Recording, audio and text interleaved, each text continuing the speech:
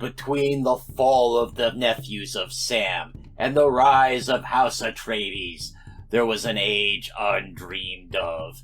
An age of sorcery and heroes who trod the jewel thrones of the earth beneath sandaled feet. It was the age of Barbarians of Lemuria. Let me tell you of a game of high adventure. Hello folks, my name is Garvin and I read things and blather on about them on the internet for your entertainment. Today, this is going to be the final video in the Lemurian Springs playlist, and we're going to cover a tabletop RPG game called Barbarians of Lemuria. So, let's turn to. Barbarians of Lemuria is the brainchild of Simon Washbourne. And from what I can find, the game started out on a website on GeoCities, so this is a while ago, where it was meant to create a system for playing in the world of Thongor the Barbarian. Some of you may remember that I reviewed the first book in that series earlier this year. Now, that website is dead and gone, so I didn't see it myself, so I can't confirm that. I'm just telling you what I found through secondary sources here. But what I can confirm is that the first edition was a free PDF released online around 2004, and the next edition, as far as I can find, was a full-fledged game that was sold. The oldest version that I could find was released in 2008, has Barbarians of Lemuria Legendary Edition. The next edition was the Mythic Edition, and that showed up in 2015. Now, in 2024, the Mythic Plus Edition was released, and that was funded through Kickstarter. It's the Mythic Plus Edition I'll be talking about today, since that's the book I got and the book I ran my game out of. I'll talk a little bit more about that game later. I just want to clarify, I was not a Kickstarter backer. I bought the book, and I'll link where you can get a copy of the book below in the description. So, I found the game mechanics to be simple, but elegant and honestly fairly sturdy. Everything runs on a 2 6-sided dice roll, where you add or subtract modifiers, and you're trying to get above a target number of 9. To give an example, if you're trying to climb a cliff, you're going to roll those 2d6, and you're going to add any modifiers, like, is the person you're playing particularly strong or agile? Then you'll add a positive there. Does he have a long career of climbing behind him? That would be another positive. Or maybe it's raining and it's dark, so it's hard to get up that cliff. The GM, the person who's refereeing the game, would add a negative modifier. And it's really just that easy. Now, there are 4 attributes and 4 combat abilities. The attributes are Strength, Agility, Mind, and Appeal. Just from the name, I'm pretty sure you can figure out what each one is meant to cover. And the combat abilities are Melee, Range, Defense, and Initiative. Again, pretty easy to suss out what does what here. Your Defense is going to be a negative modifier given to anyone trying to attack you. And the Initiative is what you're going to add to a roll to see who goes first. Melee is up close and personal, Ranged is far away.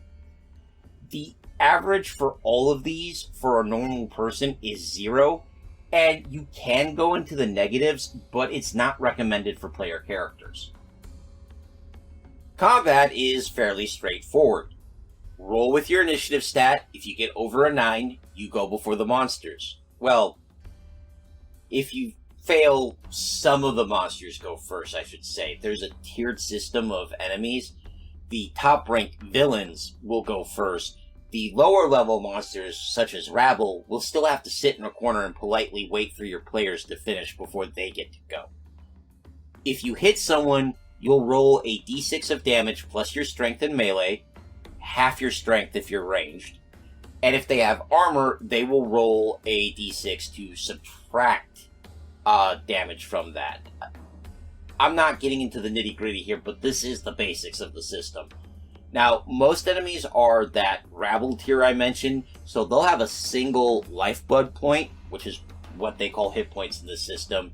So one good blow is going to help you carve through most of your enemies. That said, while combat can be rather fast, I gotta give you a fair warning here. It can also turn on you really quickly. As in, one of my earlier sessions, the players had difficulty getting above a 7 with their dice rolls, so they had a couple of turns where they just got wailed on, and that damage builds up rapidly. So just be aware, while your characters have more lifeblood and generally a combat advantage over the average creature or enemy person, they can still get hurt and they can still die, and that can happen real fast. Now, skills are handled by a mechanic called careers. Players can pick several careers during character generation, and the way this works is instead of having individual named skills like stealth, diplomacy, persuasion, deceit, you just have careers like thief, barbarian, hunter. And when you're doing these roles, the game masters and the players basically have to figure out if any of these careers apply to what they're doing, and then apply the career rank, which is going to be 0 through 4 to the role. Some of this is rather easy.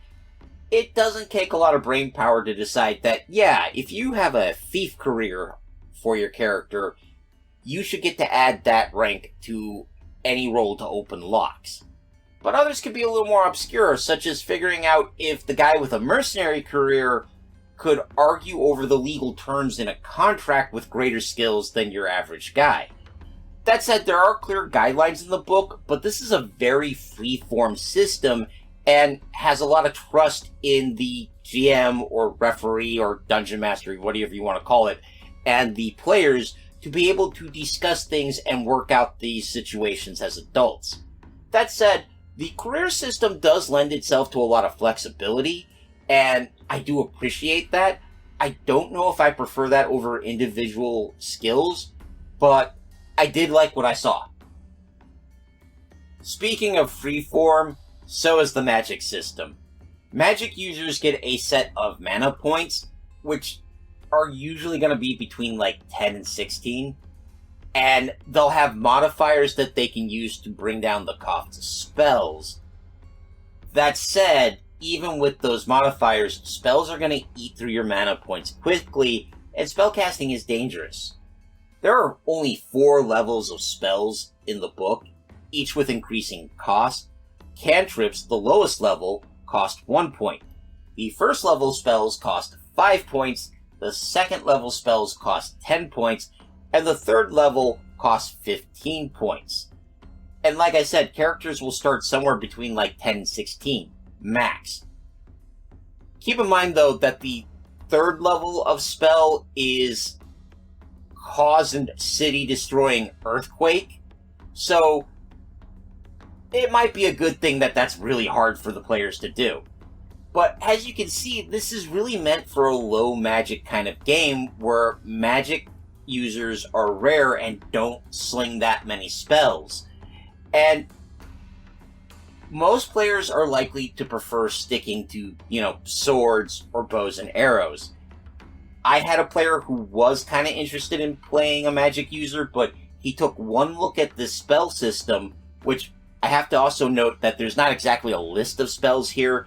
The GM and the player are encouraged to sit down and work out some spells ahead of time.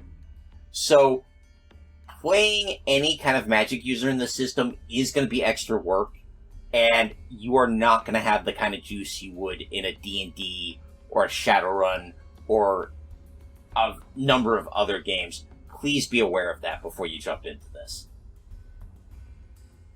Now, in the interest of completion, there is also a priest and an alchemist career set, and those have their own mechanics.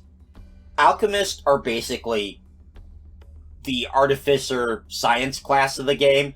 They make potions, they create acids, they build devices. They're expected to do most of that in the downtime between adventures. So if you're doing a short run or a one-shot, make sure you sit down with the player playing one of these and figure out what they have with them before the game starts. Otherwise, they're not going to get to do much. Just an FYI. The priest, none of my players were interested in playing that, so I haven't seen that in the game. But I read in the book, They don't have spells per se, but they can kind of influence the dice around them, so they can modify other people's dice rolls. So it ends up feeling very much like a support class kind of thing here, and like I said, my players weren't interested in that. Before I forget, one more thing I want to talk about, and that's boons and flaws. So every character will start out with one boon, and if you choose a flaw, you can get 2. A boon, in certain circumstances, lets a character roll 3d6 and take the 2 highest dice. A flaw is kind of the opposite. You'll roll 3d6 and keep the 2 lowest. So this can make things pretty interesting. You select boons and flaws from a list in the book, and you're encouraged to pick from the region of Lemuria your characters come from. That said, each career has a list of suggested boons as well, so it's no big deal, at least to my mind, to let the players pick from their career instead of their starting region if you'd like. So all of these mechanics together do make for a fairly streamlined game experience that moves quickly once everyone picks it up, and it still allows for a lot of options and some depth in play. I'm not the only one who feels this way, since Barbarians of Lemuria inspired the Everyone RPG using the same 2d6 mechanic, but adding rules for chases, investigations, social contests, and advanced vehicles. And then there was the Sword and Sorcery Codex, which was developed to bridge the gap between the Everyone RPG and Barbarians of Lemuria. I just thought that was a bit of interesting trivia there. Let's get back to Barbarians of Lemuria, though, and let me talk about the history of the setting for a bit. So it turns out Barbarians of Lemuria is actually set in the far future, and that was confirmed by Mr. Washbourne in an interview he gave. I'll link to that below. In the future, a great civilization led by men called Sorcerer Kings fell, unleashing Hadron, a dark god of the void. This dark god rearranged the world, to put it mildly. The seas boiled and raged, and new lands emerged from those oceans as old ones were drowned. It was an age of darkness, which is meant quite literally, as fires caused smoke to blot out the heavens, and the world grew cold, the forest and grasses withering and dying. Meanwhile, the minions and monsters of Hadron stalked the land, hunting the last remnants of humanity. Fun time, really. The gods of Lemuria didn't care for this, and caused a magical blade to be forged from something called the Star Orb. So, basically a magical meteorite.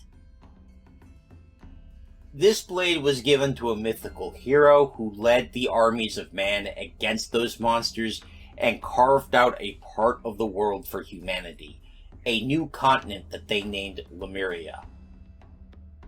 Humanity established new kingdoms, but the Sorcerer Kings returned to take power, and no one was excited to give the guys who ended the world a second shot. Everyone should take note of that. If you end the world, people are not going to want you to come back and be in charge again. Led by another mythical hero, wielding the same magic sword, humanity fended them off, but the armies of humanity were tricked and the blade was lost. And once they realized it was lost, the Sorcerer Kings began their reconquest of the world.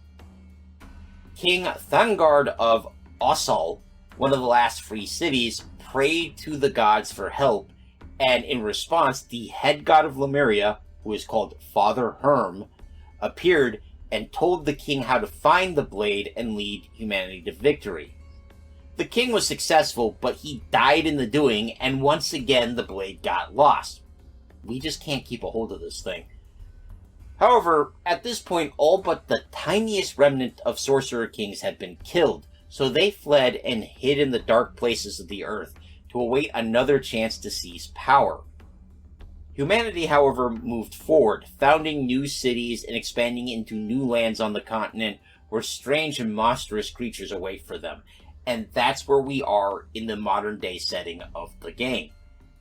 Let me wrap up here by talking a bit about your player character options. Now, the default option is that you're playing as a human, but there are non-human races you can play. The first is the Blue Giants. They're about 7.5 to 8.5 feet tall, and they're gray or blue-skinned humanoids who are believed to have been created by the Sorcerer Kings, but they freed themselves after a successful rebellion. They don't live with humanity, they have their own region they live in, but they are fairly peaceable as long as you're not messing with them. The Groot are basically stereotypical cavemen, and they're presented as beastmen because they're somewhat gorilla-like. They live in a Stone Age society, and they really don't like strangers. And as far as they're concerned, all of y'all are strangers. The Kalyukan are the most iconic of non-humans. They're a race of headless humanoids with a giant eye in the center of their chest. They look really cool, and they're created through the use of alchemical vats, but they're mute. So think carefully about this, because if you allow someone to play them, you'll have a player who can't speak at the table, at least not in character, and you might have to work out a workaround. There are also the winged folk, who are basically people with wings, and shocker, they can fly. There are a couple other options, although I wouldn't be surprised to find out most people don't allow them, because there's the vampire-like Morgul, who are basically undead beings who drink blood. The Slorth, I'm probably mispronouncing that. Those are snake-bodied creatures with no arms or legs, but they have the head of a woman, and they're unpopular. And just in case you want something even less popular than the human-headed snake, you can play a Sorcerer King. Just be aware, you're lucky if all they throw are rocks at you. Now, all of my players elected to run a human character, so I can't really tell you much how the other races work in play. I did run a Barbarians of Lemuria game. It was a short one that ran for a couple of months. I ran most of it while I was making the Lemurian Spring video series. I found that running the game took less prep than a 5th edition D&D game. I had just finished a campaign that ran for a couple of years. It also took less prep than other systems I had run, such as Earth Dawn, Shadowrun, GURPS, or Palladium, although Savage Worlds didn't take as much prep as any of those either. I would say this was about equal to Savage Worlds, excuse me. That said, I was constrained by the fact that there are less resources online or elsewhere for Barbarians of Lemuria, but there is enough in the main book to run a whole game, including a good array of things to fight, like dinosaurs, beasts, monsters, and various intelligent foes. There's also a system to basically create your own demons, so if you want to make something supernatural that no one's seen before, you can. Once I got used to the system, it was fairly easy to grasp and make calls on without having to, dig through a bunch of rule books. And honestly, if you're looking for a game system that's not burdened by an abundance of rules and is fast and rather clean to play with, this might be a good go-to. Now, if you're doing this online, there is a virtual tabletop on Fantasy Grounds, and I can tell you Roll20 has a pre-programmed character sheet for the game. I have been told that Foundry has resources, but they're all in French. And this is because the current publisher is a French company. I couldn't confirm this, but it honestly seems like, at least right now, Barbarians of Lemuria is more popular in Europe than it is here, because there's a German edition, there's a Spanish edition, there's a French edition. I was told there was an Italian edition, but I couldn't find an example. And the books for the system are being released in French first and English later. Keep in mind, I'm only talking about the Mythic Plus edition here. If you go back and you're running the Legendary system, it might be a whole different kettle of fish. So, I enjoyed this game. I enjoyed it enough that I'm keeping a hold of the book, and I'm even thinking of grabbing the Everywin RPG and the Sword and Sorcery Codex I mentioned earlier to expand my options for future play. That said, if I had to grade the Mythic Plus main book for Barbarians of Lemuria, I would give it a solid B+, with an asterisk. If you like high-powered, high-magic games, this is not for you. This magic system will just frustrate you. That said, if you're looking to strap on your sandals and heft your battle axes against the ancient horrors of the world hiding in the steaming jungles out there, give it a shot. I think you'll enjoy it. My players enjoyed the game as well, and I do just want to make a quick note. I did record the sessions because we all talked about maybe putting them up on YouTube, but my players were great. I made a mess of the recording, so there's a lot of cleaning I have to do, and even then, it's not going to be good enough for YouTube. So I will be posting them on my Patreon as I can, and all my patrons will get access to them. If you want to take a peek at them, but you don't want to join the Patreon, I will have them priced at $1 for access, so feel free to knock yourself out. Just keep in mind, the shortest of the session is 2 hours. On that note, I think this is where we'll end the video this week. I hope you found it informative, or at least entertaining. If you did, please leave a like, a comment, or even consider subscribing, as that helps me in my eternal battle with the Dread Lord Algorithm. Terror be on his name. You can get a voice on future content by joining my Everwise patrons for as little as $1 a month at the link below. Speaking of patrons, special thanks to my biggest patron in many ways, Big Steve. I hope you found this interesting, man. This Friday, I will be returning to other lost mythical lands by looking at the Kingdom of Prester John, a medieval myth. I hope you'll join me, but until then, take care of yourselves, take care of each other, and of course, keep reading!